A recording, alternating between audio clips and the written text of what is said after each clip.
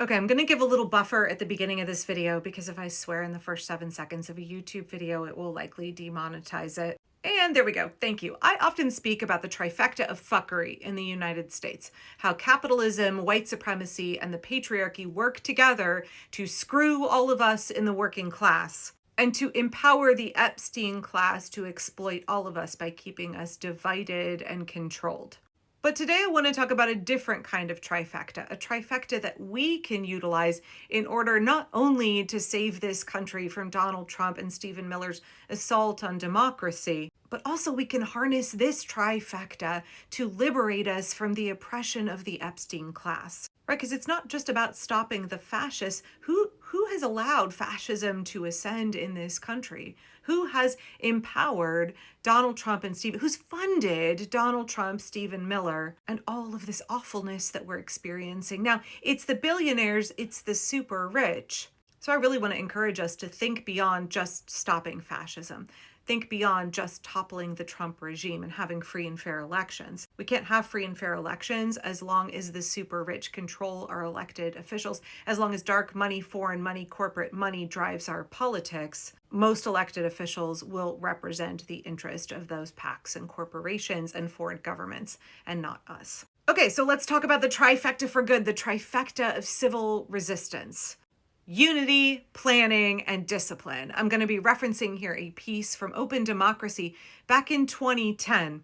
They didn't originate this trifecta, but I think that they really help us understand why these three elements are crucial for effective civil resistance and building a more just and abundant society. Now, we know that civil resistance or nonviolent resistance is not a guarantee, right?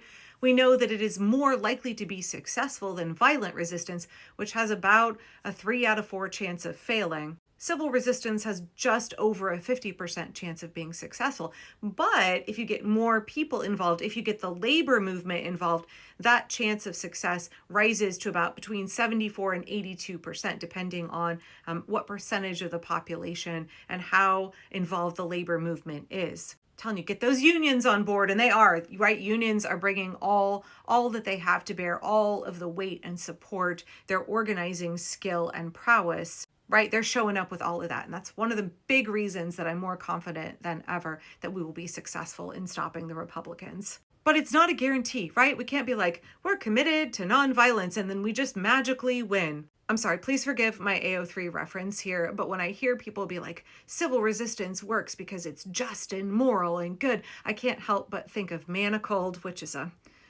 Hermione fan fiction. I'm going to give you a little spoiler here, so just, skip over if you don't want a spoiler. But in this version, they're losing against Voldemort, and Hermione has to go to great lengths, and Ron and Harry and a lot of other members of the Order of the Phoenix, they really believe that they're going to win just because good triumphs over evil. And they don't have, guess what? They don't have unity, they don't have planning, and they don't have discipline. They just believe like we're on the side of good and therefore we're going to win against the bad guys. But Hermione is like, we don't have any strategy. We're losing. But everybody else doesn't believe it because they're like, well, we have to win. We're the good guys. I think of that every time people say that, well, peaceful protest works. No, it must be disruptive. Nonviolent protest works. Nonviolent civil resistance works. It has to disrupt the system. Peaceful protests serve their purpose, but they're not going to make the regime, surrender and give up. That's not. Fascists don't stop unless you stop them. So to increase the odds of our movement being successful, we need unity, we need planning, and we need discipline. Okay, I'm going to read this opening paragraph or two here.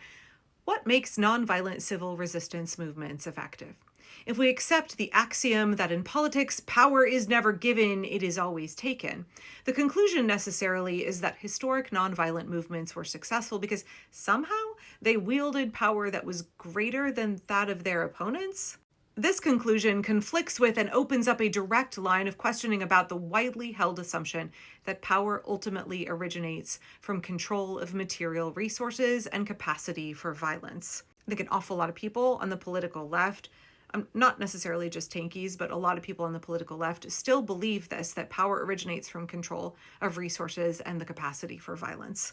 If this assumption were entirely correct, a nonviolent movement would categorically fail against better armed and more resourced opponents.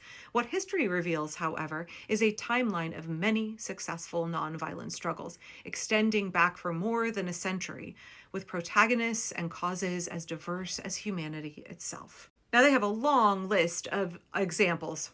Now they have a long and still incomplete list of examples, and I'll have the link in the video description so you can go read them. But they include like the Chilean No movement, the Philippines removing Ferdinand Marcos, the U.S. Civil Rights Movement, 2006, when Nepal had mass civil disobedience that forced the restoration of civilian rule. Again, this piece was written in 2010. There have been a number of examples since then. Okay, this is a really key concept, and I know I've discussed it before, but it is worth reiterating. If people do not obey, rulers cannot rule. Nobody can force you to obey. That's not a thing. You still have agency. You still have will that you can express. You have to decide to comply and obey. The movements of civil resistance that succeeded did so because they were based on a fundamental insight about power, that nearly all institutions, organizations, and systems in a society depend on the ongoing consent, cooperation, and obedience of large numbers of ordinary people. Therefore, if people choose to withdraw their consent and cooperation in an organized and strategic way, they can wield coercive power. When people do not obey, then presidents, mayors, CEOs, generals, and other power holders can no longer rule with unchecked power. That's why I'm always saying power originates with the people. We have to give that, we have to loan that power to those in charge. And if they use it irresponsibly, we can take that power back through non-cooperation. Any leader, including a tyrant, can only stay in power with the consent of the governed.